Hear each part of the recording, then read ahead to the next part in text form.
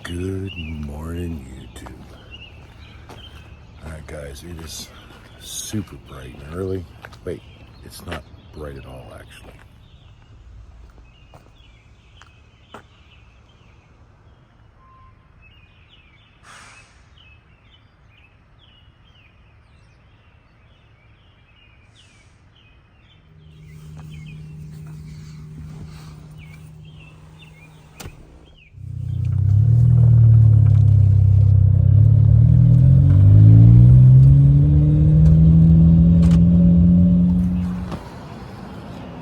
Guys, it's about 5:25 in the morning. Yeah, I went to bed at 2:15, got back up at 5, and I'm on my way down to Charleston. I'll tell you why in a moment, but stop see if they got some coffee first, because boy do I need it.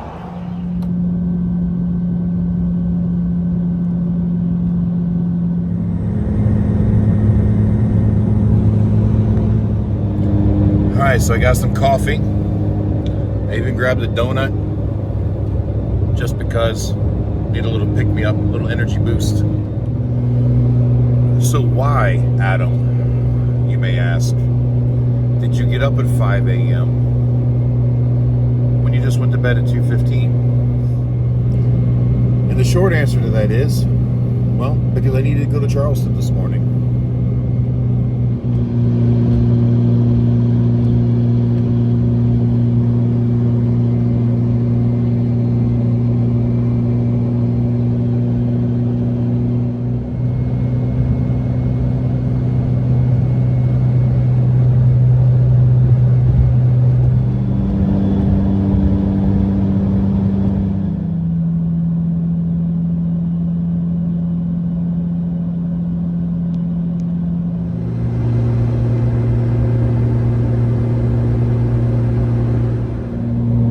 So why, you may ask, did I get up at 5 a.m. to drive to Charleston, South Carolina?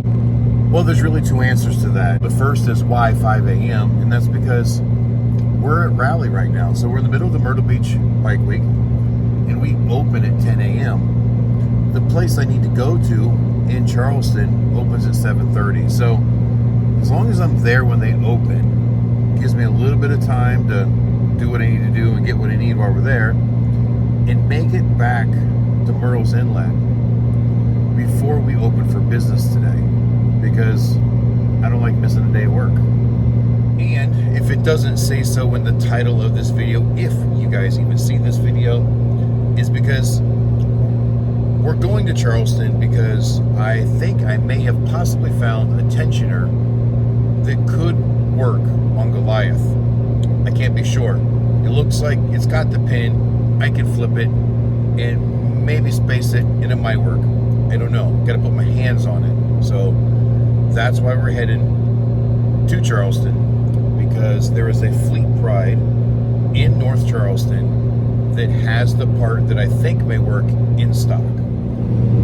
Now the Fleet Pride opens at 7:30, which is why I got on the road at about 5:30, so that I had time to get there, stop and get coffee, and be there when they open so that I can get back to Murrels Inlet in time for us to open for business. And I've got no guarantee that this is even going to work, but you know, it's a 74-mile one way, so we're looking at almost 150 miles round trip on a hope that maybe we've got a solution to our problem. Well guys, we made it here. Still got about 20 minutes to spare. But how many times have you heard me say, if it's not one thing, it's another? It says we're coming through Mount Pleasant. It's coming up to an intersection. Traffic was moving pretty good. I had the green light. And as I was entering the intersection, all of a sudden, this car pulls right out in front of me. I slam on the brakes. Well, let me preface. First, there was a little bit of debris in the road. I saw the car in front of me dodge the debris. So I was preparing to dodge it as well. I was going to swerve a little to the right to go around it. And as I was doing that is when I saw the car coming across. Remember, I've got the green light. They came across with a patrol car right behind it with the blue lights flashing. But with all the other cars beside me, I couldn't see them until I was entering the intersection. So I slam on the brakes really hard. Car slows down, and then just before it stops, kind of felt like a pop in the pedal, and the pedal went all the way down. It was everything you could do not to just slam into the side of that police car. Anyway, they cleared the way. I started going again, and then as I was merging to get on to 526, I slowed down just to make that slight right turn for the on-ramp. The brakes didn't feel good, so I babied it to get here, but getting off the interstate, I've got almost no brakes whatsoever. Willing to bet that I busted a brake line. All right, guys, as I was recording that last clip, the gentleman here came out and opened the doors early for me, and the one that I came here to get, once he handed it to me, it was so far off that, you know, online it looked good, but the dimensions, everything was off when we got here. So we got searching, and they found something that's really close. I am gonna have to make a couple modifications to make it work, but hopefully we'll be able to make it work. Let me show you what it is. You know, and let me add here, I don't even know if we're gonna make this video and upload it. No matter what, it probably won't be part of today's video at Myrtle Beach. I don't even know when I'm gonna put this out. We're putting out a video every day during rally like usual, so I don't wanna put too many videos out and like overwhelm people. So you may not see this, but you know, we are at the Myrtle Beach rally, and that's why I had to run down here to Charleston so early in the morning. So here's what we got, and hopefully we can make it work. All right, guys, so here's the original right there. This one is the new one. It's a much heavier, dutier, beefier unit. The differences, though, are this pin is in a different place than this pin is. But if you look on the back, this little marking right here is in the exact same place where my pin is. So I think maybe I can do the same thing that I did here. Drill this, tap it, cut a bolt head off, and then that will give me my indexing. Also, it is just slightly thicker when we put it on top. So I am gonna have to put longer spacers and longer bolts so I can move this out just a little bit further so that the pulley will line up with the belt. Now, all of that is relatively simple. The biggest challenge we're gonna have is gonna be the bolt that actually holds the tensioner through the bracket to the front of the engine. If you look here, it's a no-go. So somehow I'm gonna have to either use some type of a reducer, like a time cert, and tap the front of the front structure. Use a time cert to reduce it to use a slightly smaller bolt that will fit through this tensioner and still bolt in. Maybe even make like a long stud that would tighten up against the bracket, give me my spacer there, and then put a nut on the end. I'm not sure exactly just yet, but we'll figure something out. But this is the best option I have come up with at this point. And that's with them going through every box they had, trying to find something that was at least remotely close. So obviously, there's still no guarantee that I can make this work, but enough with that for the moment. Remember, before I went in there, we had a brake issue with the Mini Cooper, and I was just getting ready to try to diagnose and see what was happening with it. When he came in, I just decided to deal with that business first. But now that I came back out and I walked around the car to record that last segment, this is what I found.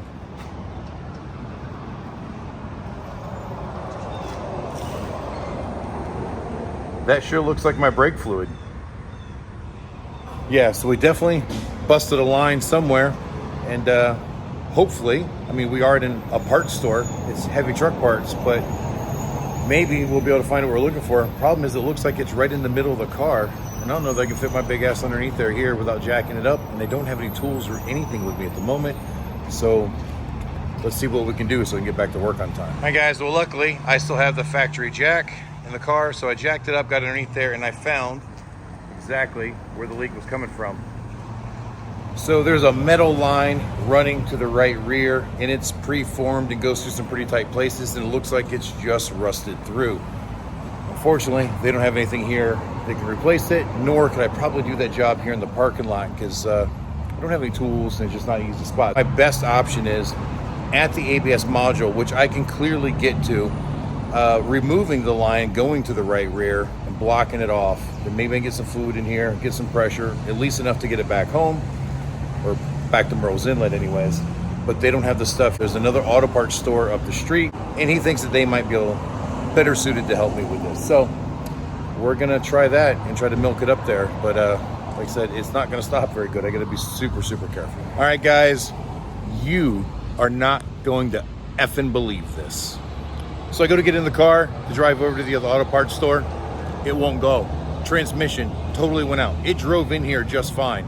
We've had transmission problems with it. I lost fifth gear weeks ago, and I could hear it whining. I knew it was on its way out, but can't find a transmission for it. We've actually been looking for another Mini Cooper, but it drove in here just fine. We lose brakes. I'm trying to fix brakes. I go to back it out. It won't go. It just jerks and bucks as soon as I start letting the clutch out. Throw it in neutral, it'll roll. I thought maybe it's something with the ABS system as the default because it wasn't working trying to hold the brakes, but I can push it and it works fine. As soon as I try to let the clutch out, it won't go. So the guys here at Fleet Pride, they're making a parking spot for me in the back. I'm gonna at least try to get it over there at this point and figure I can't hurt the transmission anymore. It's junk. I'm gonna have to go rent a car to get back to work. I'm probably gonna be late. There's an airport down the road. Wow, what a cluster screw this morning has become. All right, guys, we're gonna attempt to drive this just around the side of the building and park it.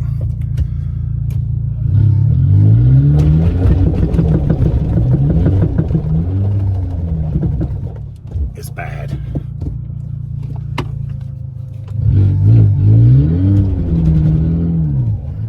Oop, now it's actually...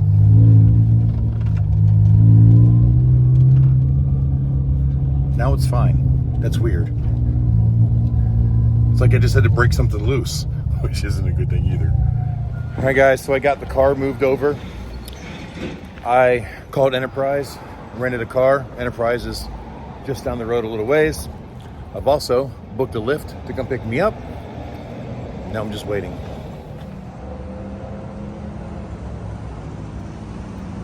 All right, guys, it looks like I got the Dodge Charger. Now, I actually didn't want this big of a car. I requested the smallest, little, cheapest compact car that they had. However, Chelsea, the wonderful lady that works here, she offered me the upgrade without upgrading the price. And that was kind of hard to say no to because obviously I'd be much more comfortable in this than I would in the Nissan Versus that was there.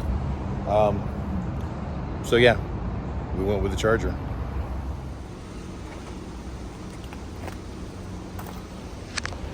Hi guys, back over at the Mini Cooper. I'm gonna get all my personal stuff that's in here, I mean everything out, and put it in this car so I can take it home. The manager here at the Fleet Pride said that, you know what, during the day it's not so bad. He goes, but at night could be a rough area. He warned me that, you know, break-ins, so on and so forth. But this is a bone stock car with a bone stock radio that doesn't even work. I don't have anything of value in here once I get my like personal paperwork and stuff out. So I'm not really concerned if somebody breaks into it. I mean, it would suck if they break into it. And they're probably not going to steal it because it's not going to drive away. Even if they tried to steal it, they would probably abandon that effort once they tried to drive it. But if they did steal it, it might even save me a bunch of headache. Not that I'm suggesting anybody come steal it, but it is fully insured and I wouldn't have to fix it then. I just go buy something else. All right, guys. So now it is about 9:30 a.m. and I am back on the road heading towards Murrels Inlet. So there's no way I'm making it there by 10. Hopefully Katie and Chip and Gus can handle everything without me for a little while. Hopefully it's another busy day, but not so busy that they can't handle it without me. We give it to you every weekday right after Sunday mornings with Night Train. All right, guys, the Charger got me back here to the inlet. Now, I did stop and check in with Katie at one point when I stopped to use the restroom, and it's been a pretty slow morning, so I guess they've done fine without me. But we're gonna end this video right here because now we're gonna start our bike week video, and this will make that way too long. So, thank you guys for watching, and until next time I see ya, you keep those engines running, and I'll keep you updated on that tensioner deal.